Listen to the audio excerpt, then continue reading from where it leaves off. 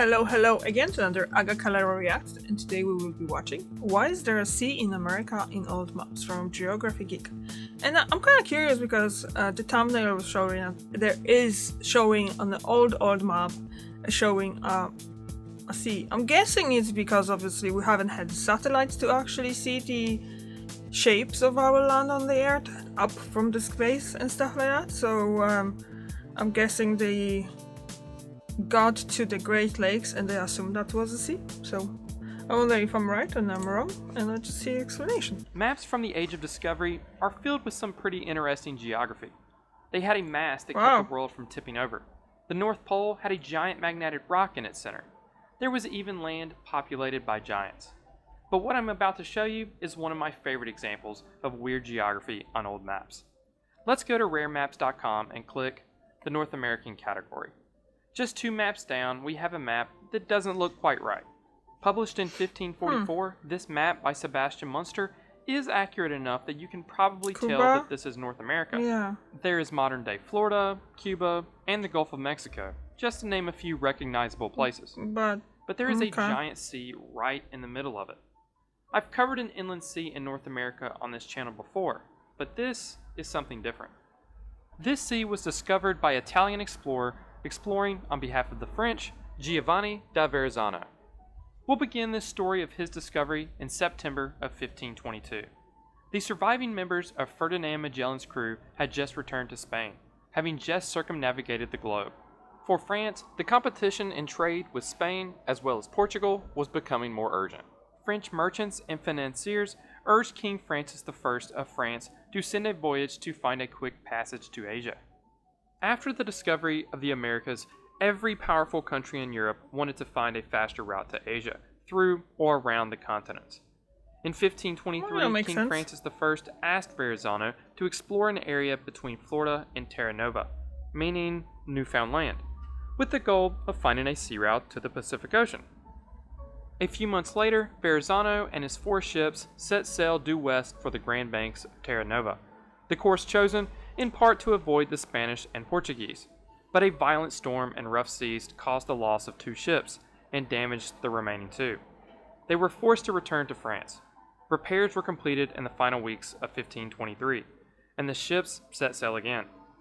Though under the control of rivals Spain and Portugal, this time the ships headed south toward calmer waters. One of the ships soon became damaged again, leaving just one, which continued on to North America. That still haven't really explained. Verrazzano and his crew reached the area of Cape Fear on March 21st, and after a short stay, continued northward. And there it was, what Verrazzano had come for. In a letter to Francis I, Verrazzano wrote, "We found there an isthmus 1 mile wide and about 200 miles long, in which we could see the eastern sea from the ship, halfway between west and north. This is doubtless the one which goes around the tip of India, China, and Cathay. We sailed along this isthmus, hoping all the time to find some straight or real promontory where the land might end to the north, and we could reach those blessed shores of Cathay. Unfortunately, no one could sail right into this eastern sea, but at least it would be a short portage. But this was pure wishful thinking."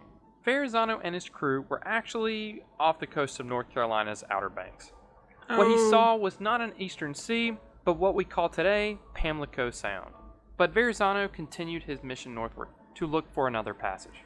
He was the first European to sail into New York Bay. Today, a statue sits in his honor in Battery Park in Lower Manhattan.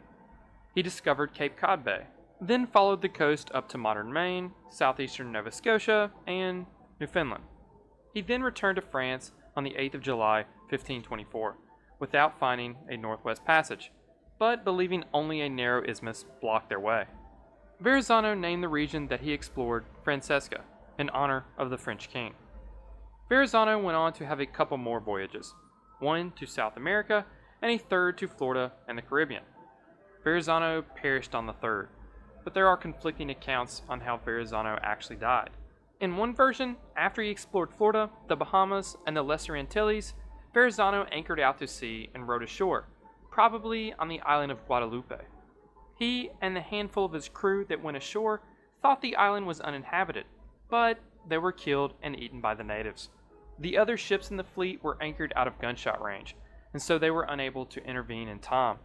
and instead were forced to watch them be chopped to pieces. Other accounts suggest that Verrazano may have been executed by the Spanish for piracy. The Sea of Verrazano only survived on maps for a few decades, but interesting theories on how Asia could be reached through or around North America had just begun. Thank you RareMaps.com for sponsoring this video. RareMaps.com is an online antique map shop with over 10,000 antique maps in their inventory, but their descriptions and high-definition images are what makes many of these old map videos possible. On their website, they have maps showing the Sea of Verrazano, like what was shown in the video, as well as other fictional inland passages to the Pacific Ocean.